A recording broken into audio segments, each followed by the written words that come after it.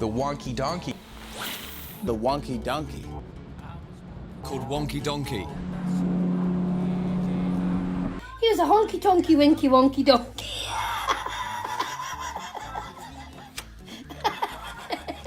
I think I like this book. Janice Clark was just so natural, and it was just caught off the cuff, and that's why people liked it so much. Just everywhere picked up on it. I think it was just because it was so funny, and hey, who doesn't need a bit of a laugh from time to time? I've been coming here since before I can remember. So since 1972, 73, I've been coming here. Right, this is the ultimate place because there's no internet, there's no cell phone. It's that getaway where you can be creative, yeah, like there's no interruption. Just up the road, Wonky Donkey was written in Te Anau. Dinky Donkey was written here, and that's coming out on the 1st of November. Yeah, so there's a whole bunch of them that were written here, and it's just the perfect place to come and relax.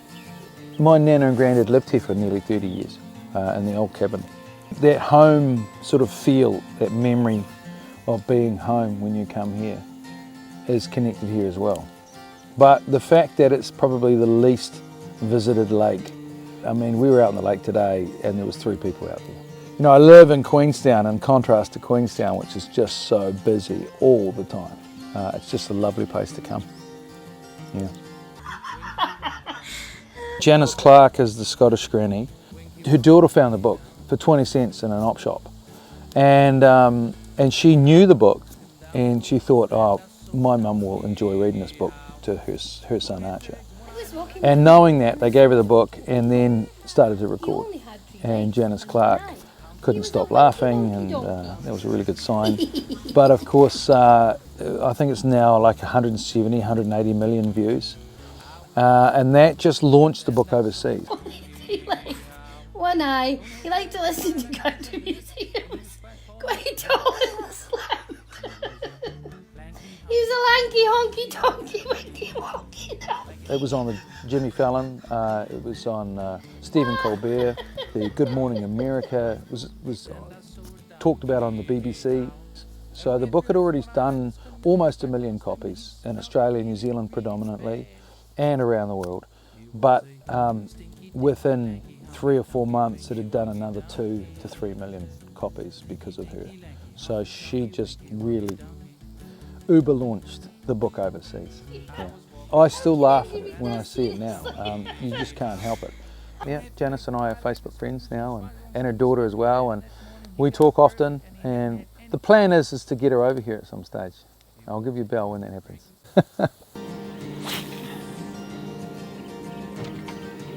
I should hold her a little further away from me, and that way she'll look bigger on camera. Whoa! First of all, there's the practical side of actually getting yourself some food. It's delicious. It comes from Fiordland National Park. There's the excitement side of when you catch a fish and playing it, and then landing the fish. There's that too. That only lasts for a few minutes. But really, what it's about is getting out amongst nature, I guess. I mean, out on that lake today with the sun shining, it's sort of the perfect day for me, where it's cold but sunny. You're seeing nature at its finest, basically. I love it. So you've got time to think. Often I get inspired when I'm out there. It's just like there's nothing else to think of other than just spinning the rod, and that becomes automatic. And so your mind starts to drift. You get some inspiration, just turn up. And from time to time I get ideas for songs. Wonky Donkey, that child was a little girl. Hee hee hee haw. She was so cute and small. She was a dinky donkey, dinky donkey, dinky donkey, yeah. And there was a thought in the back of my head, because I had used more adjectives, you know, in the past to make Wonky Donkey slightly bigger and longer just for fun. And I thought, oh, there's an option here to do another book. And the idea of it being a Dinky Donkey, the daughter of Wonky Donkey, was thought of probably 4, 5, even 6 years ago, even before my daughter was born. And then when my daughter was born, that idea popped back into my head. And then of course when this exploded, I thought, okay, this is the time. There's a reason why I haven't written it earlier. Wonky Donkey, that child was a little girl. Hee hee hee haw. And the rest you're gonna have to wait until the 1st of November. Early last year, I was in China, Taiwan, Japan, I was in Singapore, Malaysia, Vietnam. I was all over the place. One thing I noticed is that the kids laugh the same things that we laugh at. You know, like it doesn't matter whether you're, I mean, if they've learned English as a second language and they're fairly proficient, and I just play to them, and they can understand it a little bit. Even if they can't understand it, you know, like with the Wonky Donkey being such a tongue twister, but they laugh at the language. They laugh at the spunky, hinky, panky, cranky, stinky, dinky, lanky, honky, tonky, winky, wonky, donkey. They just laugh at it because even though they may not understand some of the words, they understand that it's funny.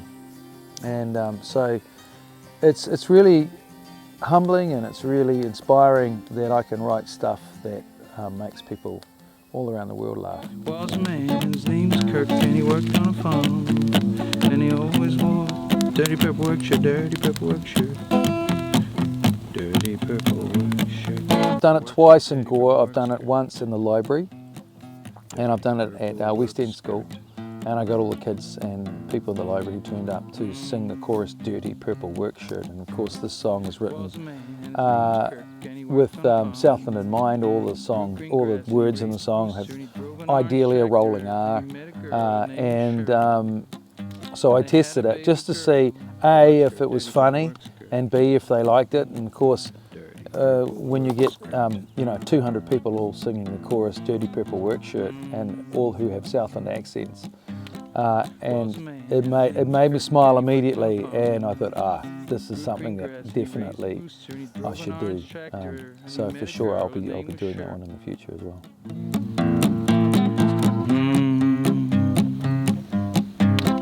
Was a man, and his name was Kirk, and he worked on a farm, and he grew green grass, and he raised a rooster, and he drove an orange tractor, and he met a girl, her name was Cheryl, and they had a baby girl.